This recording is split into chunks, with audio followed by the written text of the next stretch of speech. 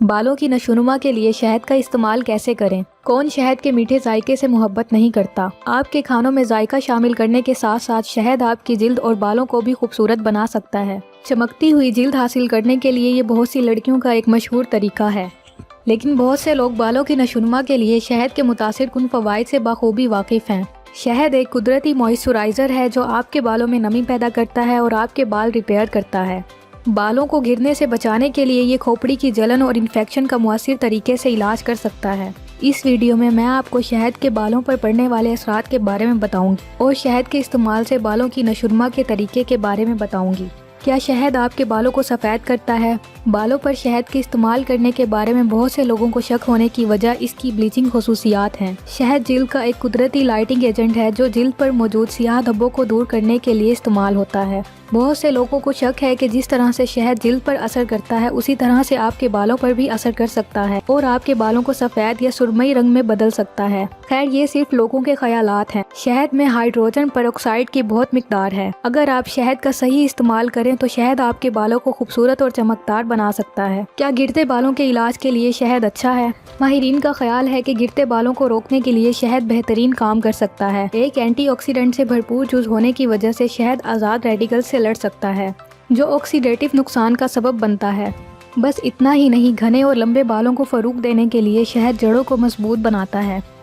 अब हम बालों की नशोनुमा के लिए शहद के इस्तेमाल के तरीकों के बारे में जान लेते हैं। नंबर 1, दालचीनी और जैतून के तेल के साथ शहद। शहद, दालचीनी और जैतून के तेल का मास्क बालों की नशोनुमा के लिए बहुत अच्छा है। दालचीनी शामिल करने से खून की गर्दिश में बेहतरी आ सकती है। जैतून का तेल कुदरती तौर पर आपके बालों की परवरिश करता है और इसे हमवार करता है।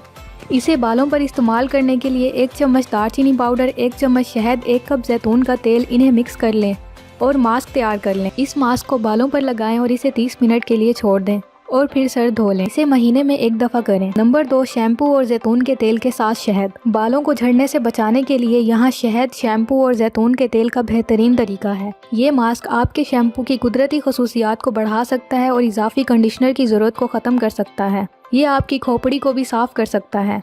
इसे इस्तेमाल करने के लिए 1 चम्मच शहद, 1 चम्मच जैतून का तेल और 2 से 3 चम्मच शैम्पू में मिक्स कर लें। इसे आप आम शैम्पू की तरह इस्तेमाल कर सकते हैं। इसे सर पर लगाकर अच्छी तरह से सर की मालिश करें और 2 से 3 मिनट के लिए छोड़ दें और फिर सर धो लें। इसे हफ्ते में 1 बार करें। नंबर 3, दही और शहद का मास्क।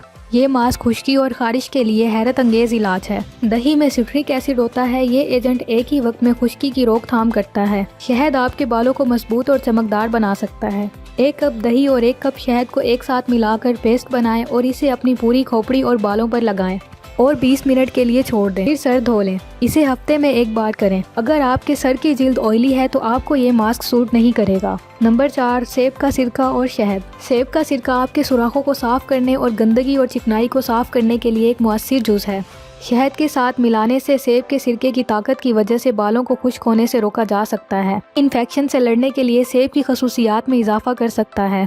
4 चम्मच सेब के सिरका के साथ 1 चम्मच शहद मिलाकर मिक्सचर तैयार कर लें। इस मिक्सचर से अपनी खोपड़ी की मालिश करें। इसे 40 मिनट के लिए छोड़ दें और फिर सर को धो लें। इसे हफ्ते में 1 बार करें और याद रखें कि ये मास्क सेंसिटिव स्किन के मुताबिक नहीं हो सकता।